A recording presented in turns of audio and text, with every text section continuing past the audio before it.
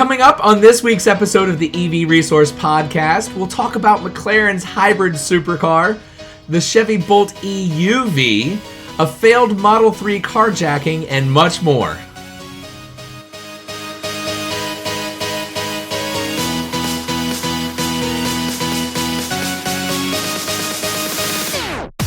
Well, hello friends, and welcome to the EV Resource Podcast. I'm Zach Hurst, and each week I bring you the latest EV news, information, and answer your questions about electric vehicles.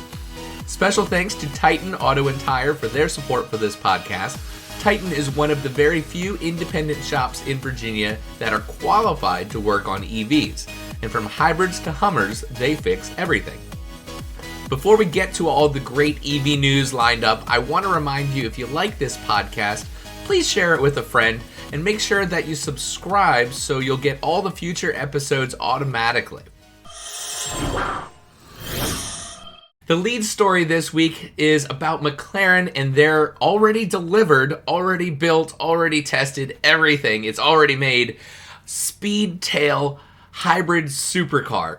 This is not your grandma's hybrid. This is probably the furthest thing from a Prius that you can get. Take that hybrid mindset of slow and efficient and throw it out the window. This is a car that would rival the F1, the McLaren F1 back from the 90s. This car is faster. It's actually almost 10 mile an hour faster on the top end with a confirmed top speed of 250 miles an hour. If you look at this car's interior, you'll notice a lot of similarities to the McLaren F1, where the driver sits in a central position, cockpit style, and then there are two seats just behind for potentially two passengers. So it's a three-seater supercar, which I think McLaren are the only ones that have really adopted that type of design.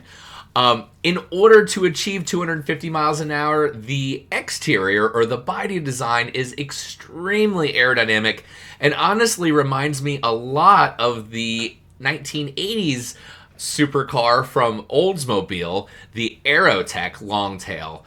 If you look at these side by side, there are definitely a lot of similarities to how the rear is designed. Now, power for the Speedtail does come from a twin turbocharged V8 and a single electric motor with all of the power going to the rear wheels. Peak output is 1,055 horsepower and a staggering 848 pound-feet of torque. Now, most of that is generated by the V8. That's 746 horsepower and 590 foot-pounds entirely on its own.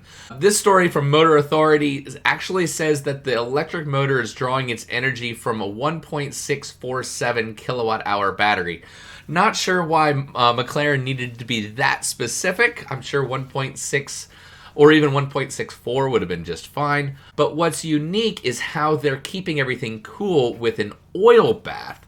And McLaren actually says that cooling system is the first of its kind in a production car, and it's highly efficient, so it allows the battery to run harder for longer.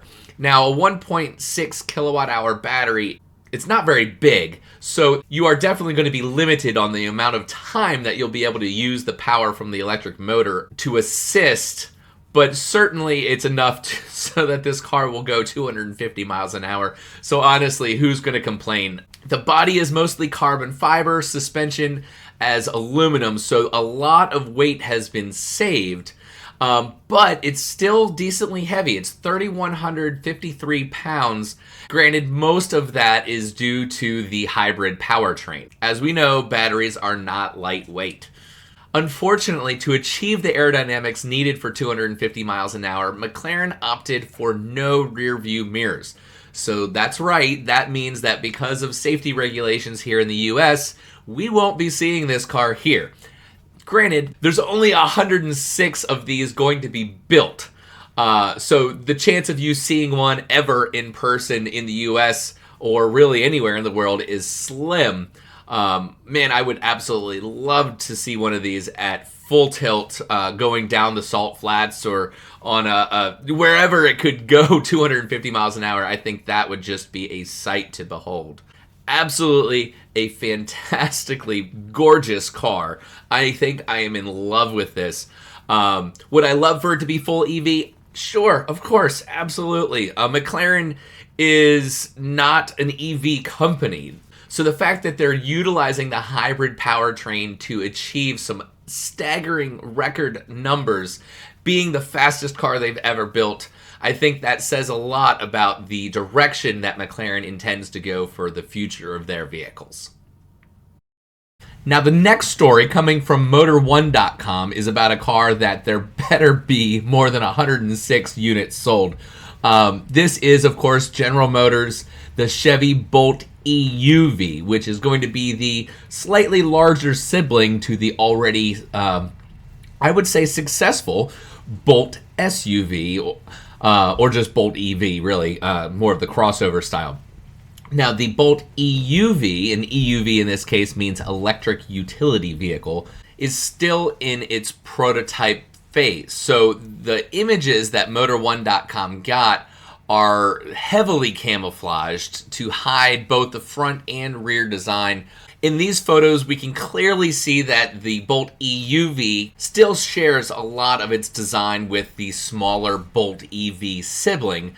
It has a short, stubby front nose, and an upkink at the C-pillar towards the back of the car is concealed under heavy camouflage, but they suspect that the Bolt's floating roof design is hiding underneath the tarps. You can also see some placeholder lights are still in place at the rear, suggesting that this is still a relatively early prototype. That said, we aren't completely in the dark as to what the new EV crossover is going to look like. Earlier this year, Buick, which is Chevy's sister company, if you will, they had a vehicle in the Chinese market that was released, so we know what that's going to look like, and there really isn't any reason to believe that there won't be numerous similarities in design between the two. However, any suggestion of that at this point is purely speculation. Now, as I mentioned in the very beginning, the Bolt EUV is going to be larger than the Bolt EV. It's going to have a wheelbase that's 3 inches longer than the standard Bolt, and the vehicle itself is going to be about 5 inches longer overall.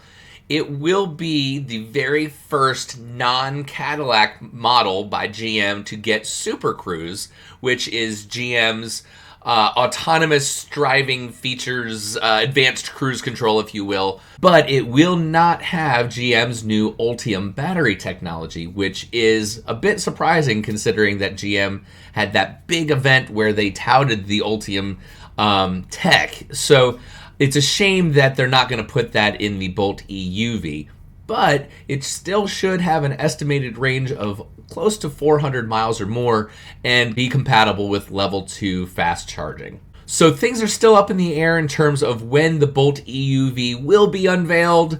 At this point, the Bolt facelift should probably debut before the end of the year. So barring any unexpected delays, the EUV version might debut sometime between early to mid next year. Last July, the news was abuzz with a new EV drag record set at that point by Big Daddy Don Garlits, who, if you aren't familiar with that name, he is huge in the drag racing community. And he, at 87 years old last year, he broke the EV Dragster record, setting a time of 7.235 seconds and a top speed of 189 miles an hour in the quarter mile. That is really fast. And Don Garlits wasn't happy with just 189 miles an hour. He was actually trying to push the EV Dragster past 200.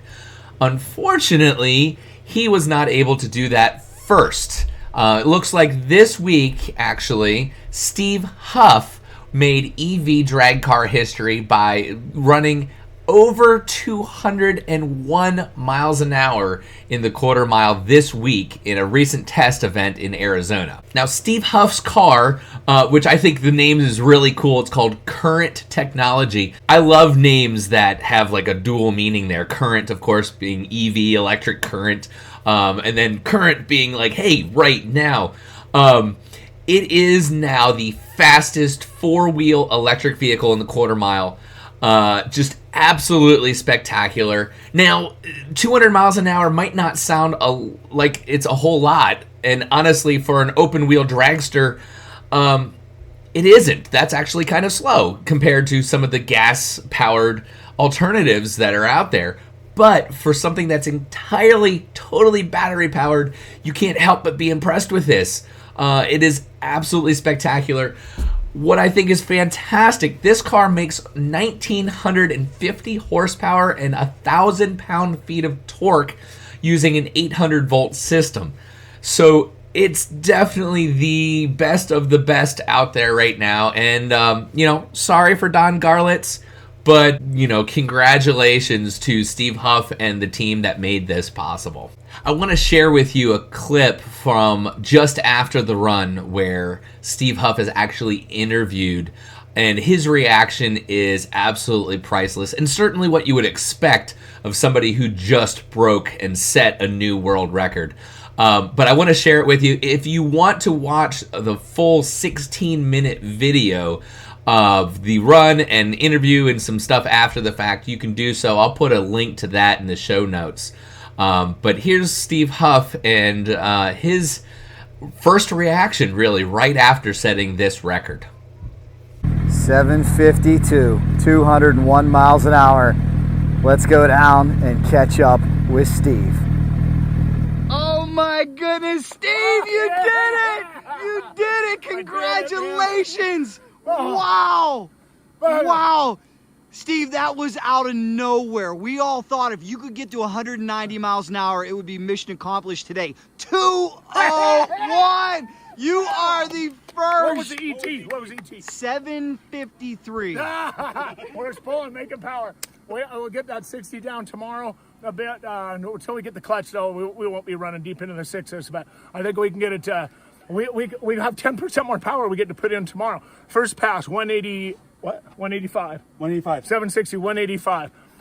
We needed a little more spray at the big end of the track. I was skating all around on that 185 pass. I had to lift. We were GPS had us at 1,000 feet. At 1,100 feet, we were at 188. And then I pedaled it a couple of times, so it was moving towards the wall. And then this pass, they went out. They gave me some fresh spray for the track. And we added some more power to it. This is only the second pass, man. We haven't even started. And the battery's doing amazing, everybody. And then I thought maybe that was a 190, 195 or so. And then I heard Derek over the radio, 2! I barely understand it, but I heard 2. And also I heard radio doc. I said, what'd you say? Amazing. From this end, it was noticeably faster. What'd that feel like on the top end? Was it moving around again? No, it's fine. I mean, if it doesn't move around a little, you should try a little harder. I mean, you just got to stay in the throttle, and you got to be able to stop these cars before the sand pit. And, you do those two things, and you focus a long ways down the track. You don't do it at nighttime. It's a little more challenging, but, what the hell, man? That's what we're here to race. So I've been doing this for a long time, and you just got to put your head back against that roll cage and let her rip. Let her eat, man. Let her eat. Steve, only one guy can be first. You are now first. The first electric dragster racer to reach 200 miles an hour. How fulfilling is this? I know you've worked so hard. When the track was closing, it was our last pass. Man, it was midnight. It was 12:21 right now. As I was going past the shutdown, I gave a thumbs up to that. I didn't even hear the number yet. I hadn't heard it, and I see the security guys, the ambulance guys, I gave them a thumbs up and waved them off because we're closed. We had the track till midnight. We made the hit at midnight. Yes! Yes! And thank you. So next I want to talk about Audi. Audi has some big EV plans. According to Inside EVs, they say by 2025, Audi intends to introduce 30 plug-in electric vehicles, including 20 all-electric models. You heard those numbers right. That is huge. Those that are powered solely by electricity will be based on 4 distinct platforms, underpinnings, that will support SUVs as well as a multitude of different sized cars. Those 4 platforms are the MLB Evo, the J1 Performance Platform, the MEB, or Modular Electric Drive Toolkit platform that is shared with Volkswagen, and the Premium Platform Electric platform.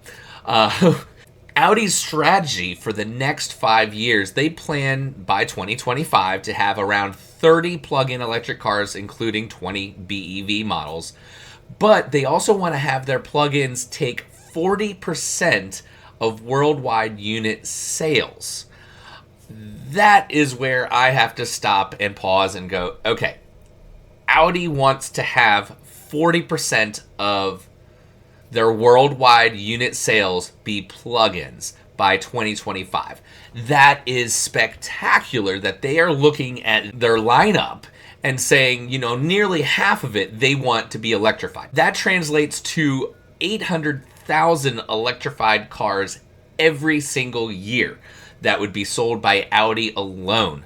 That is fantastic news. Of course, Audi's a part of Volkswagen Group. Volkswagen has certainly not been shy about their electrification plans, so to see that trickle into some of the group in terms of Audi, and of course we know Porsche, that is fantastic. They do say that the range for all of these vehicles will cover every relevant market segment, from compact cars all the way up to the full-size class. A series of different models with classic body layouts, as well as Sportback and Avant, will also be available. Now, their range of plug-in hybrid automobiles is to be greatly expanded as well, also to virtually every market segment. The first platform that Audi is to use is the MLB Evo platform, and that is based on a heavily modified version of the modular longitudinal platform that they already use for the Audi e-tron SUV model, both versions, the 55 Quattro as well as the 50 Quattro. The MLB Evo offers, at least for now, capacity of up to 95 kilowatt hours for the battery, dual motor, all-wheel drive, peak output of about 300 kilowatts, which is plenty. DC fast charging up to 150 kilowatts, which these days you gotta have at least 100 for DC fast charging. And then AC three-phase charging of 11 or 22 kilowatts using an onboard charger.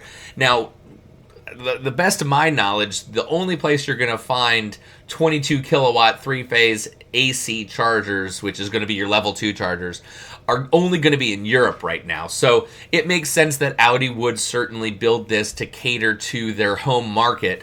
I would love personally to see the US actually adopt that type of charging standard and really have a fast-ish alternative to DC fast charging. Now, the second platform they're planning on using is the J1 Performance platform, and that is what Porsche built the Taycan on top of.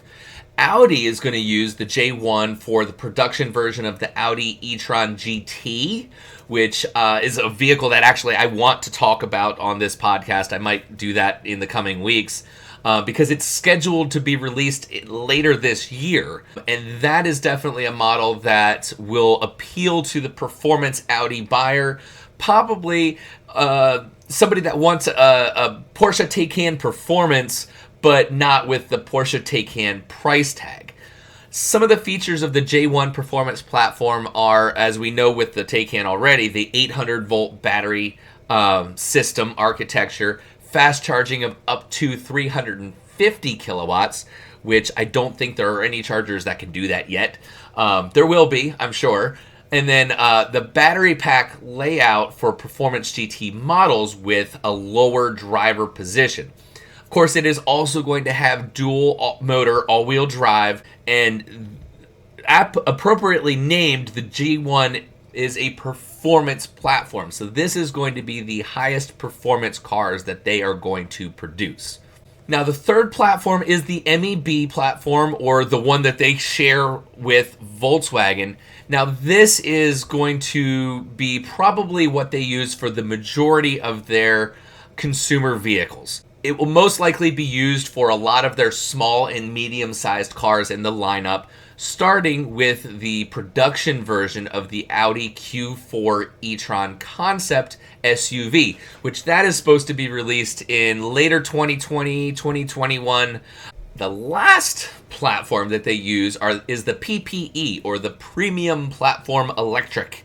That is something that was developed jointly by Audi and Porsche for medium and large premium vehicles, similar to what you'd find kind of like the A4 through A8 size, or Q5 through Q8 in terms of the SUVs. This will also feature an 800-volt battery architecture, similar charging up to 350 kilowatts, dual motor, all-wheel drive, which honestly, yes, all of these platforms support all-wheel drive, which Audi is known for their Quattro all-wheel drive systems, so that shouldn't really be a surprise.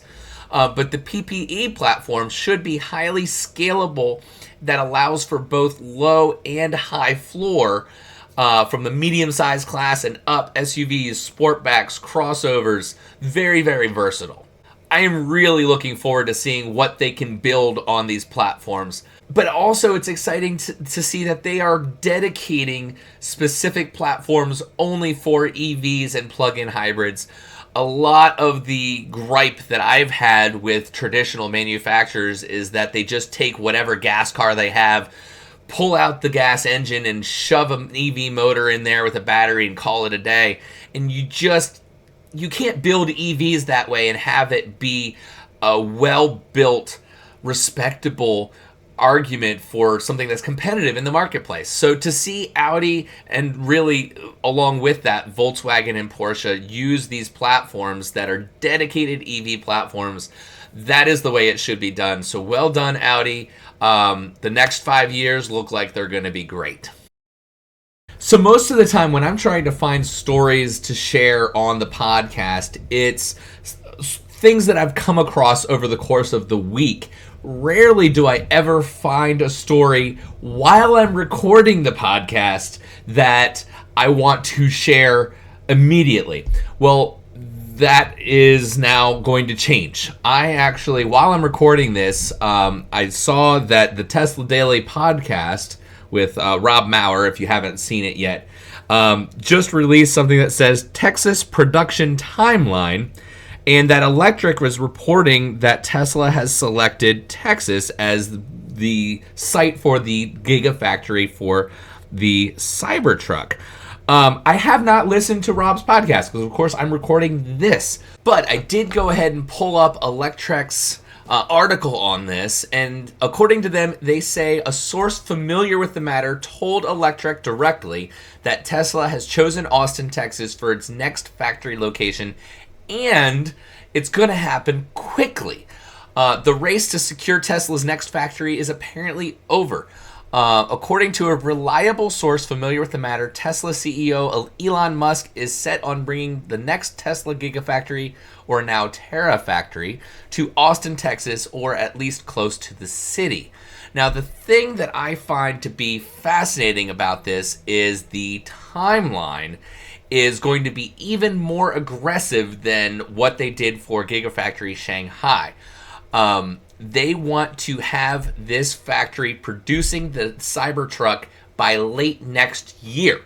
That is huge. That would basically mean, less than 12 months or so for them to get the site ready, get all the planning done, build the place, and get the Cybertruck moving off the assembly line by the end of next year. Now, this is not confirmed, but honestly, Electric does some pretty solid reporting, and if they are confident enough from their source to put this out there, then I would take this to be true. So great news. This is fantastic. I'm glad that all the speculation is over now. I mean, we kind of knew without knowing that Texas was going to be the site. Of course, even today I was reading another report that said that Tulsa, Oklahoma could potentially be in the running for it. that there were people from Tesla in Tulsa, Oklahoma, scouting out 2 different sites there. So either that's conflicting news or that at this point is just old news. Who knows? But either way, it looks like Tesla is chomping at the bit to go and get this done so that they can get the Cybertruck out and on the roads, which is great because, of course, we know that the Roadster isn't going to happen until after the Cybertruck, and the Tesla Semi isn't going to happen until after the Cybertruck. So the sooner we can get all of this going, the better. I think that's great. So I'm going to leave a link in the show notes to Electrek's article on this, so check it out. You can read the whole thing. Listen to Rob Maurer's podcast, Tesla Daily. Of course, not just for this, but for a lot of things, because he just has some amazing news and insight to Tesla's financials, especially, that you won't find in a lot of places. The next Tesla story, which is one that I was planning already to bring to you, actually comes from Electrek as well. They are reporting that the Barstow Police Department announced yesterday that on May 8th, officers were dispatched to the 400 block of East Frederick Street regarding a vehicle theft in progress. The reporting party stated that while he was sitting inside his Tesla Model 3, a subject opened the driver's side door and began screaming at him to get out of the car. The subject then made the victim get out and attempted to steal the car. The victim stated that he was able to use his cell phone to turn the vehicle's engine off and lock the subject inside of the vehicle.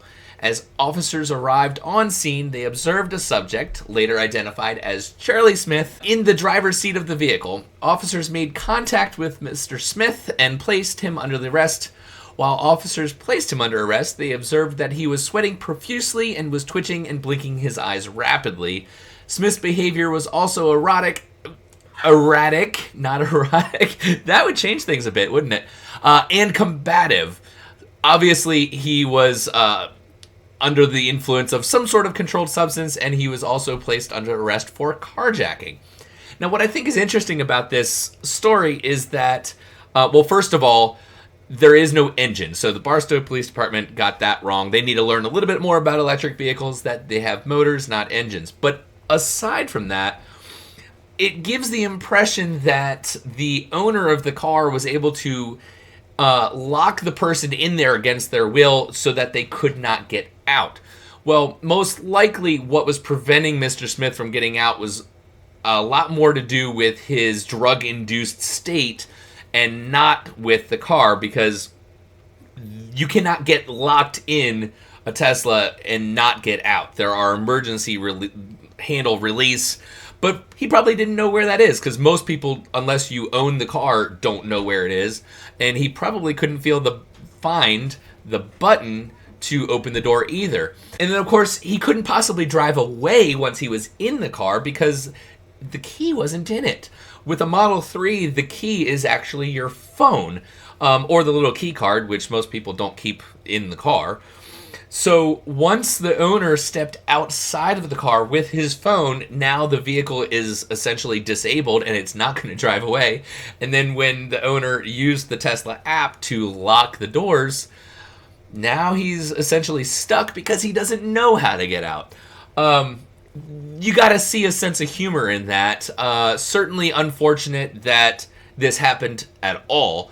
And I definitely don't wish any situation like this to happen to anybody that owns a Tesla.